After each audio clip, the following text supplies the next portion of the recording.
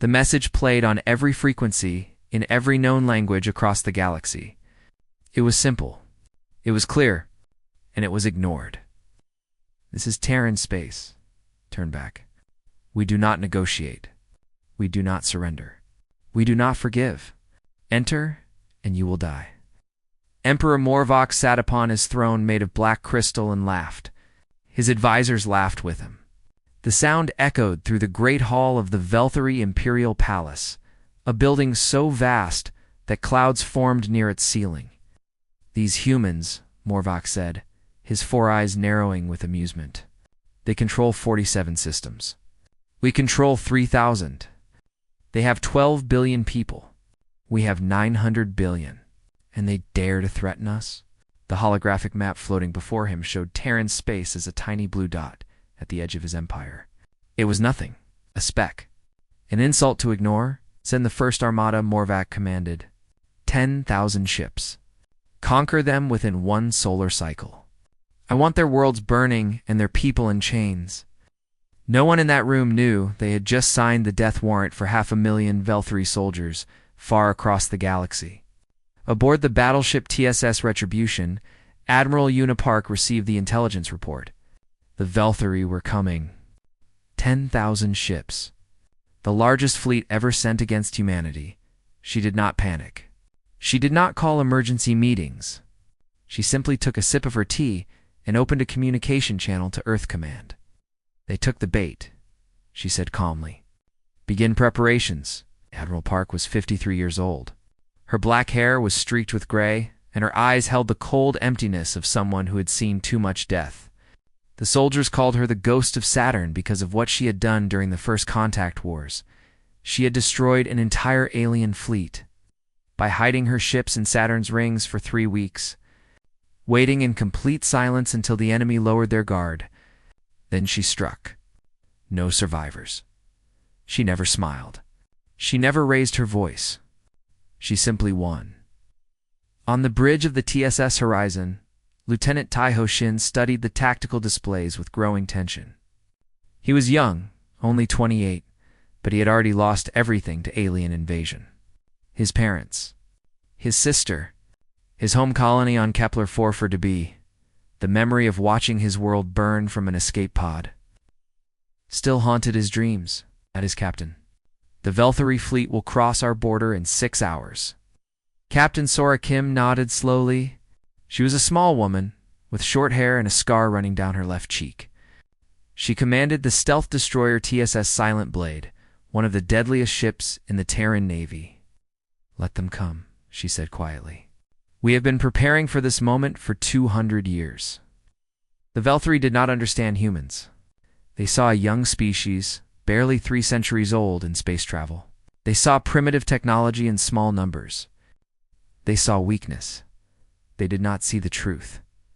Humans had spent their entire existence fighting. They fought the land. They fought the seas. They fought the sky. And most of all, they fought each other. For 10,000 years, humanity waged war upon itself, perfecting the art of destruction in ways no other species could imagine. When they finally reached the stars, they carried that knowledge with them. Every colony was built as a fortress. Every civilian learned basic combat. Every child grew up knowing that the universe was hostile and that survival required strength.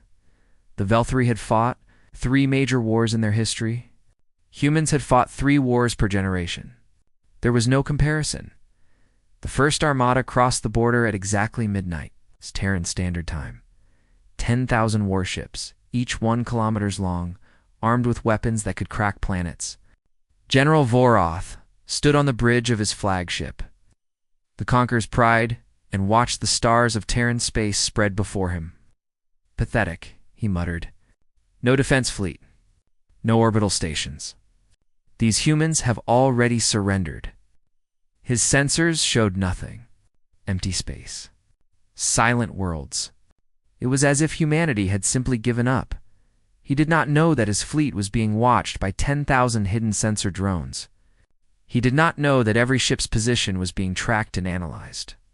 He did not know that humanity had spent 50 years preparing for exactly this moment on Earth. Fleet Admiral Junho Beek watched the enemy advance on his command display. He was an old man now, 72 years old, but his mind was sharper than ever. He had written the defense plans for Terran space himself. Every trap, every ambush, every sacrifice. They are moving exactly as predicted, his aide reported. Of course they are, Junho replied. Arrogance is predictable. He turned to his communications officer. A young woman named Minji Han, send the welcome message, he ordered, across the void of space. Every ship in the Velthari fleet received the same transmission at the same moment. It was not a threat. It was not a demand for surrender. It was something far more disturbing, a child's voice singing an old Earth lullaby. Sweet and innocent, and completely out of place in the darkness between stars. Then silence, General. Oh. Voreth felt a chill run down his spine, though he could not explain why. It was just a song. Just a foolish human custom. Nothing to fear. Continue advance, he ordered, pushing down his unease. We reach Proxima System in 3 days.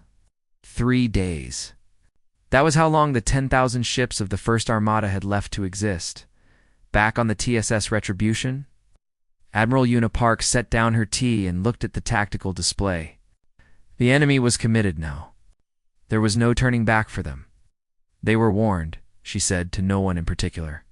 Every species that enters our space is warned. They chose to ignore it. She stood and walked to the observation window, staring out at the endless stars. Now they will learn why humanity still exists in a universe that tried so hard to kill us. The trap was set. The prey was inside, and humanity, patient and cold and utterly without mercy, began to close its jaws. The planet Proxima 4 hung in space like a blue and green jewel. It was beautiful, peaceful, home. 2-3 million humans who had built there, lives among its forests and oceans. General Vorath looked at it and saw only conquest. No. Orbital defenses, his sensor officer reported. No military installations detected. No fleet presence. Vorath smiled. His fleet had traveled 3 days through empty space, meeting no resistance. The humans were cowards, just as he had expected. They had hidden rather than fight. Send 2,000 ships to secure the planet, he ordered. I want boots on the ground within the hour. 2,000 warships broke formation and descended toward Proxima 4. They entered the atmosphere in perfect military order, their engines burning bright against the evening sky. The colonists below would see them coming. They would know their doom approached.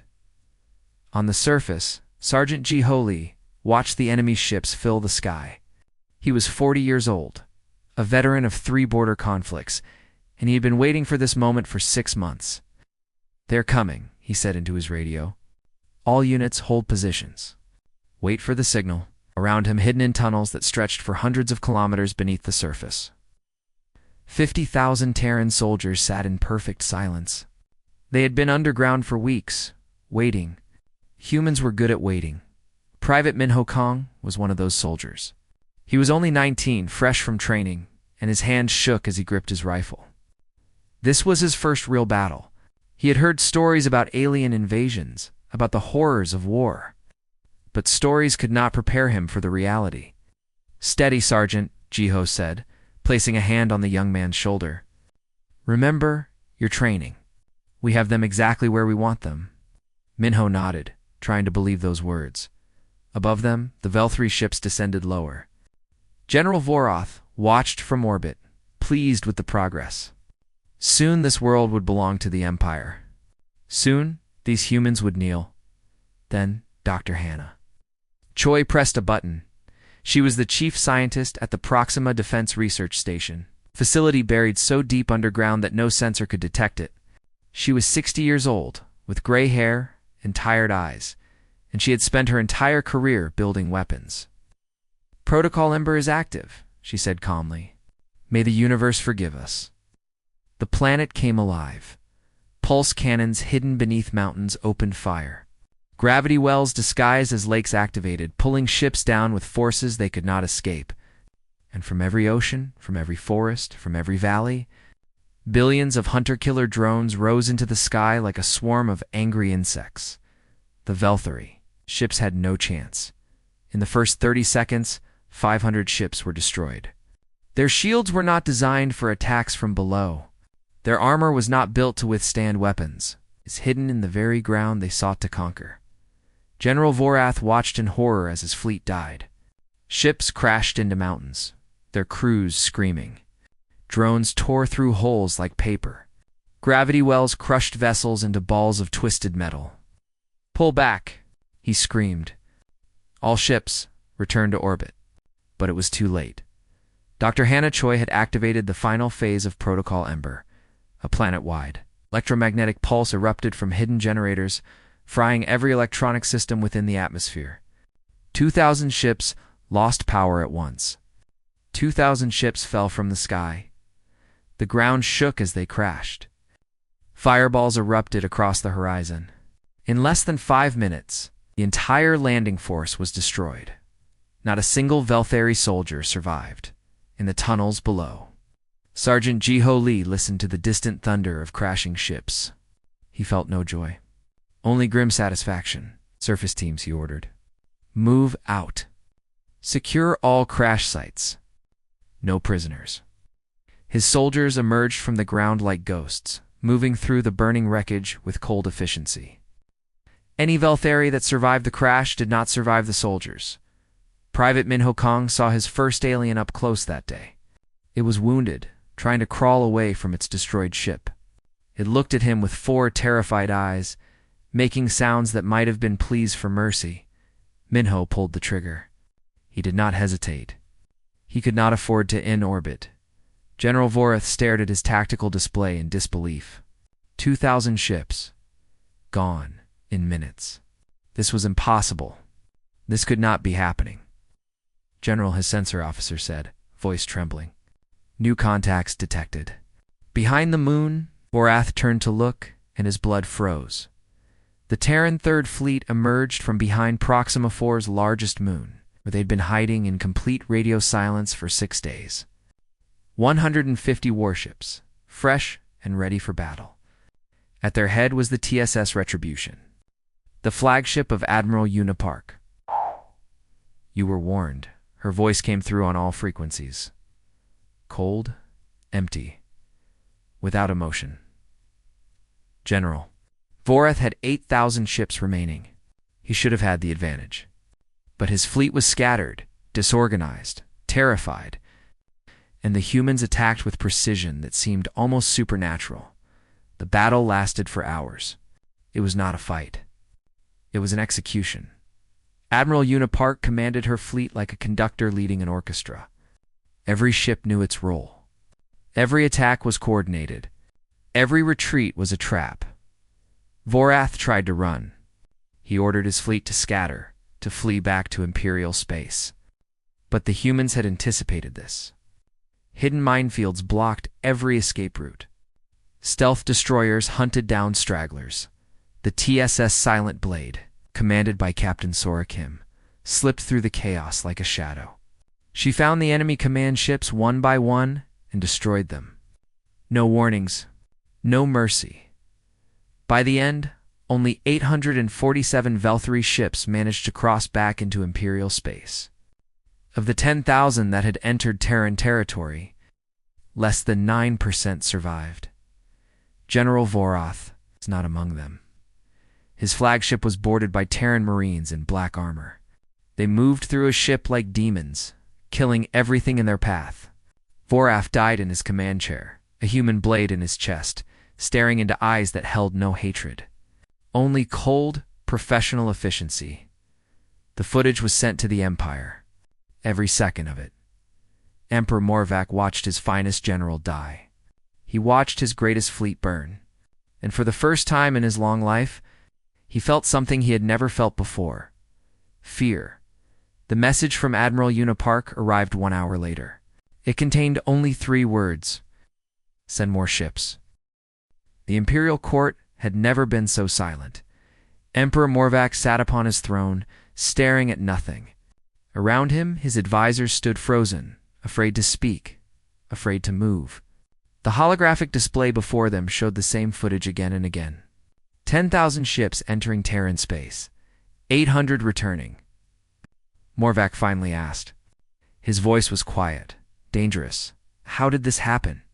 No one answered. No one knew. I want answers, the Emperor continued, his 4 eyes burning with cold fury. I want to know everything about these humans. Their history, their technology, their weaknesses. Find me someone who can explain how a species of 12 billion defeated a fleet of 10,000 ships. Scholar Telvok was chosen for this task. He was old, even by Velthari standards, with gray scales and clouded eyes. He had spent 300 years studying alien species. He had written books about civilizations that no longer existed. He thought he understood the universe. He was wrong. Telvok spent 6 months studying every piece of information the Empire had on humanity. He read their history books. He analyzed their wars. He studied their art, their music, their stories. And the more he learned, the more afraid he became. Your Majesty, he finally reported to the Emperor. I must tell you something that you will not want to hear. Morvac gestured for him to continue. Humans are unlike any species we have ever encountered, Telvok said, his voice shaking slightly. They evolved on a world that tried to kill them every day. Predators, diseases, natural disasters. Their planet was not a cradle. It was a crucible. Only the strongest, the smartest, the most ruthless survived. He pulled up images of ancient Earth. Lions, sharks, volcanoes, hurricanes. They developed a hunting strategy we have never seen before, Telvok continued. They did not chase their prey quickly like most predators. Instead, they followed it. For hours. For days. They walked after their prey until it collapsed from exhaustion. They call it persistence hunting. Morvac leaned forward, interested despite himself. This instinct never left them, Telvok said. Humans do not give up. They do not stop. Once they see you as their enemy, they will follow you forever. Across continents, across oceans, across stars. They will find you, and they will end you. The Emperor was quiet for a long moment. What of their military history? He asked. Telvok's face grew pale. That, he said, is the most terrifying part. Your Majesty, the Velthari Empire has fought 3 major wars in our entire history. Humans have fought 3 major wars per generation. For 10,000 years, they waged constant warfare against each other. The display changed to show human battles. Ancient soldiers with swords. Armies with guns. Nuclear explosions. Space battles. They invented weapons to destroy cities, Telvok said. Then they invented weapons to destroy countries. Then they invented weapons to destroy their entire planet. They built these weapons knowing the risks. They built them anyway. Madness, one of the advisors whispered. Yes. Telvok agreed. But effective madness.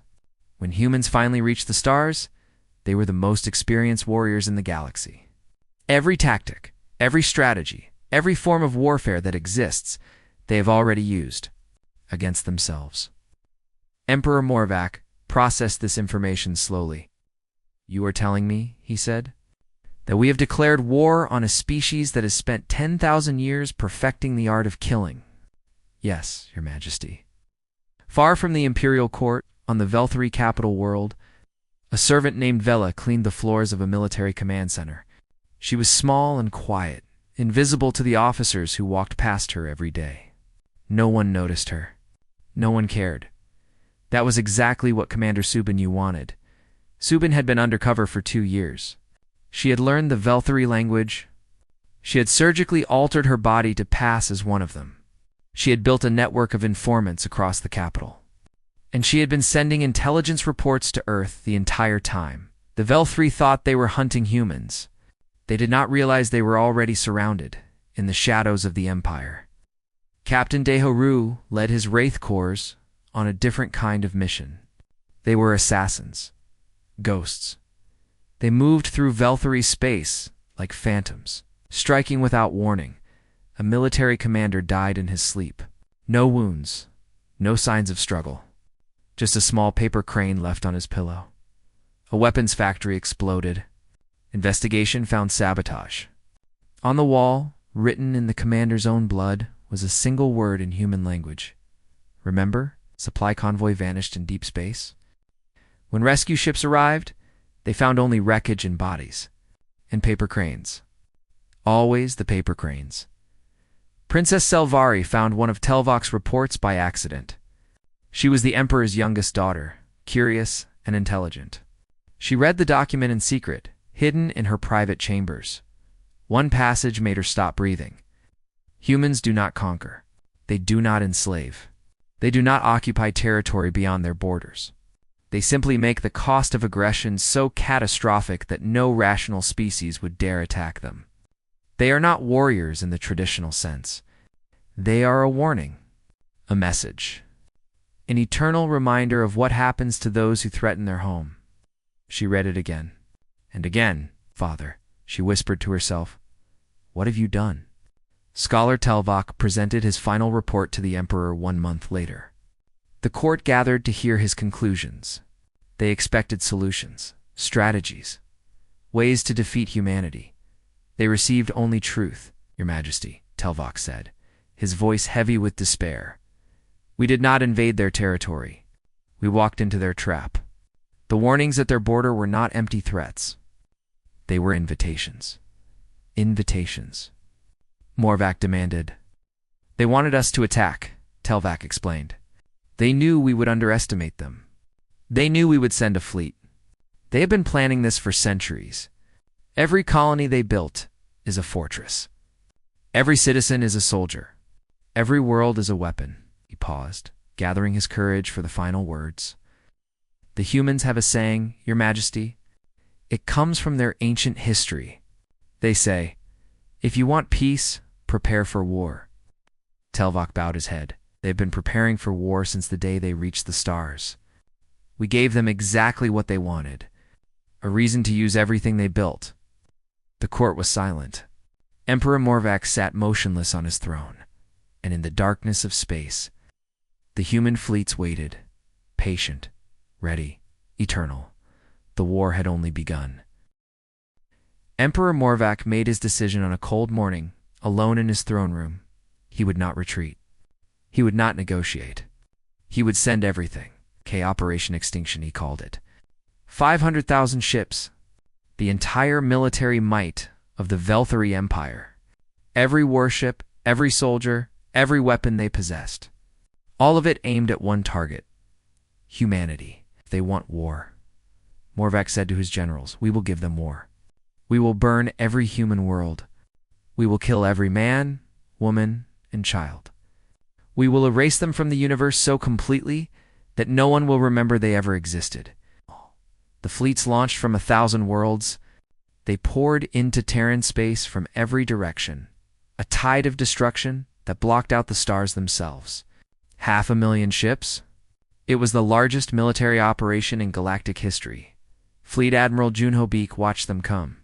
He was an old man now, 72 years old, but his mind was as sharp as ever. He had spent 40 years planning for this exact moment. Every strategy, every sacrifice, every trap, they are fully committed, his aide reported. All enemy forces have entered our territory. Junho nodded slowly, then closed the door behind them. Hidden weapons platforms activated at the border, cutting off any retreat. The Velthari were inside now. There was no going back. Not for them. Not for humanity. This war would end here, one way or another. Begin falling leaves, Junho ordered. The human fleets began to retreat. System by system, world by world, they pulled back toward Earth. To the Velthari, it looked like victory. They were pushing humanity to the edge of extinction. They did not see the truth. Every retreat was a trap. Every world they captured was poisoned. Supplies were destroyed. Factories were bombed. Nothing useful was left behind. And for every system the Empire took, they lost 100 ships to ambushes, mines, and raids. Colonel Nario led the most dangerous mission of the war. She commanded the last Light Special Forces unit. 12 soldiers chosen for impossible tasks. Their target was a Velthari supply station. Massive structure the size of a small moon, holding enough fuel and weapons to power the entire invasion. 12 humans against 50,000 enemy soldiers. The odds were meaningless. They infiltrated the station through a garbage disposal port. They moved through the shadows, killing silently, planting explosives. They fought for 18 hours without rest, without food, without mercy. When the explosives detonated, the blast was visible from 3 systems away. Colonel Nario died on that mission. She stayed behind to make sure the charges went off, holding the enemy back with nothing but her rifle and her determination. Her last words were transmitted to Earth Command. Tell them it was worth it. Tell them we made it count. In the Kepler passage, the gateway to Earth's sector, pilot Yunbi Song fought the battle of her life. She was called the Reaper. 200 confirmed kills. The deadliest fighter pilot in the Terran Navy.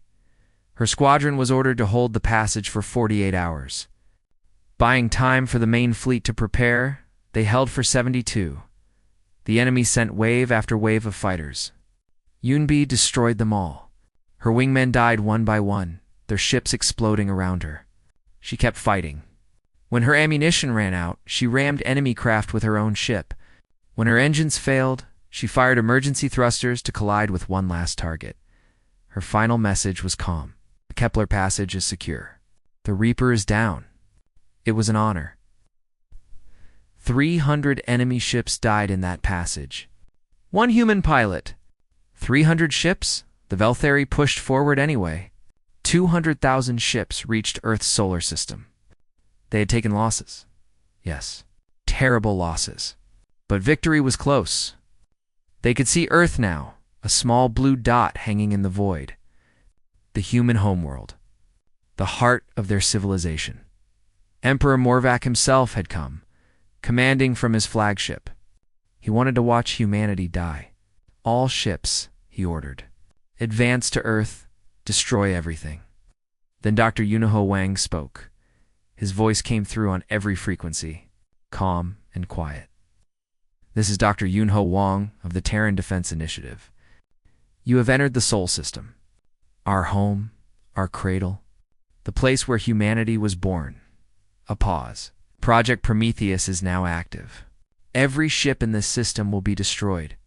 Every single one. The asteroids woke up. Thousands of rocks floating in the belt between Mars and Jupiter.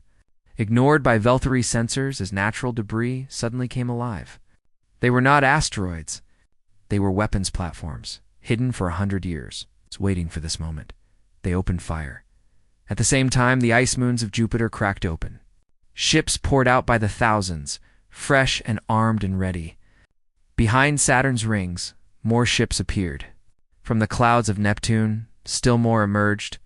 50,000 Terran warships, hidden throughout the solar system for decades, revealed themselves all at once. Admiral Unipark's voice cut through the chaos. You have entered our home. You have threatened our children. You have ignored every warning we gave you.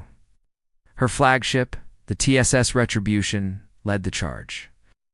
We offered you peace at the border. You chose war. Now face the consequences. Emperor Morvac watched in horror as his fleet was surrounded. The humans had planned this. All of it. The retreats, the losses, the sacrifices. They had drawn him in deeper and deeper until he was exactly where they wanted him. Trapped in their home system. Surrounded by their hidden fleets. With no escape. This cannot be, he whispered. This cannot be. But it was. Fleet Admiral Junho Beek gave the final order. All units. Execute Iron Coffin. No survivors. The human fleets formed a sphere around the enemy, trapping them in a cage of steel and fire. Weapons platforms cut off every escape route. There was nowhere to run. The Battle of Sol had begun, and humanity had been waiting for it for 200 years. The Battle of Sol lasted 3 days. It was not a battle in the traditional sense. It was an execution lesson. A message written in fire and blood for all the galaxy to see. 200,000 Velthari ships fought to survive. 50,000 human ships fought to kill. The void between Earth and Mars. burned with weapons fire so intense that it could be seen from neighboring star systems. Lieutenant Taiho Shin led a boarding party onto the Emperor's flagship. His shuttle crashed through the enemy hull, and he was moving before the dust settled. Around him, his squad advanced with cold precision. They had trained for this moment their entire lives. The Vel-3 soldiers tried to stop them. They failed. Taiho fought through corridor after corridor, stepping over bodies. His rifle ran empty. He dropped it and drew his combat knife. A blade against armored aliens twice his size. It did not matter. He kept moving. Humans do not stop, he whispered to himself, remembering the words of his instructors. We do not tire. We do not give up. We follow our prey until it dies. He found the Emperor's command deck after 4 hours of fighting. The doors were sealed, guarded by the finest warriors in the Vel-3 Empire. Taiho killed them all. He kicked open the door and stepped inside, covered in blood that was not his own. Emperor Morvac sat in his command chair, surrounded by the burning remains of his dreams. You cannot do this, Morvac said. His voice was weak, broken. We are an empire of 3,000 systems. You are nothing. A speck. A footnote. Taiho walked closer, knife in hand. My name's Taiho Shin, he said quietly. When I was 12 years old, your ships came to my world. I watched my mother burn. I watched my sister die screaming. I spent 16 years training for this moment. He stopped in front of the Emperor. We were warned. At the border, in every language, by every beacon, you were told what would happen if you entered our space. Morvac's 4 eyes widened with terror. We do not forgive, Taiho said. We do not forget. The knife fell across the battlefield. Captain Sora Kim made her final choice. The TSS Silent Blade had taken heavy damage. Her engines were failing. Her weapons were nearly depleted. But ahead of her, she could see the enemy command carrier, the ship coordinating the Vel-3 defenses. If that ship died, the enemy would fall into chaos. All hands, she announced over the intercom. Abandon ship. Get to the escape pods. That is an order. Her crew protested. She ignored them, said, Go. I will finish this myself. She waited until the last pod launched. Then she aimed her broken ship at the enemy carrier and pushed the engines to maximum. The collision was spectacular. 2 kilometers of warships smashing into 3 kilometers of enemy steel. The explosion lit up the sky of Earth itself. Captain Sora Kim died instantly. She died smiling. Admiral Una Park watched the battle unfold from the bridge of the TSS Retribution. Her fleet was performing exactly as planned. The Iron Coffin strategy was working. The enemy was trapped, surrounded, dying. But they were still fighting. Still trying to escape? Admiral, her communications officer reported. The enemy flagship is transmitting. Emperor Morvac is dead. His successor is requesting terms of surrender. Una was silent for a long moment. Surrender was offered at the border, she finally said. They chose war. Now they face the consequences. She opened a channel to all Terran ships. This is Admiral Park. No surrender will be accepted. Destroy every enemy vessel. Leave no survivors. Her crew hesitated. Admiral, her first officer, said quietly, They are beaten. Surely we can show mercy. Una turned to face him. Her eyes were cold, empty, ancient. Mercy is for those who ask before the fighting starts. These beings entered our space. They burned our worlds. They killed our children. They were warned. Every single one of them was warned. She turned back to the display. Mercy is not owed to those who ignore warnings. Execute my order. The battle continued. By the time it ended, not a single Vel-3 warship remained. 200,000 ships, reduced to floating debris. The solar system was filled with wreckage that would take centuries to clear. Fleet, Admiral Junho Beek broadcast a message to the entire galaxy. Let this be a lesson. Terran's space was marked. The warnings were clear. The Vel-3 Empire chose to ignore them. Any who follow their path will share their fate. The message was received by 1,000 species across 1,000 worlds. They listened. They remembered 1 year later. Ensign Min Gehan was assigned to update the warning beacons at the border of Terran space. She was young, only 24, but she had served through the entire war. She had lost friends. She had seen things no one should see. And she understood better than most why the warnings existed. The old message was erased. A new one took its place. Her voice, recorded in a small studio on Earth, now echoed across the stars. This is Terran space. Beyond this point lies the territory of humanity. The Velthari Empire sent 500,000 ships to conquer us. None returned. A pause. We are not aggressive. We do not expand. We do not invade. But we remember every species that has attacked us, and we repay every wound tenfold. Another pause, longer this time. This is your only warning. Turn back. Go home. Tell your children, and their children, and their children after that, do not come to Terran space. Her voice grew cold, because if you do, you will not leave. The message ended. The beacon activated. And across the galaxy, 1,000 species heard those words and updated their star charts. Terran space was marked in red, forbidden, untouchable, in the years that followed. No one ever tested those borders again. Ships turned away the moment they saw the warning beacons. Empires made treaties promising to stay far from human territory. Parents told their children stories about the species that lived in the forbidden zone. The species that could not be conquered, could not be killed, could not be stopped. And in the darkness of space, the human fleets patrolled in silence, watching, waiting, ready. They had been warned, those ancient enemies. Every single one of them. They should have listened.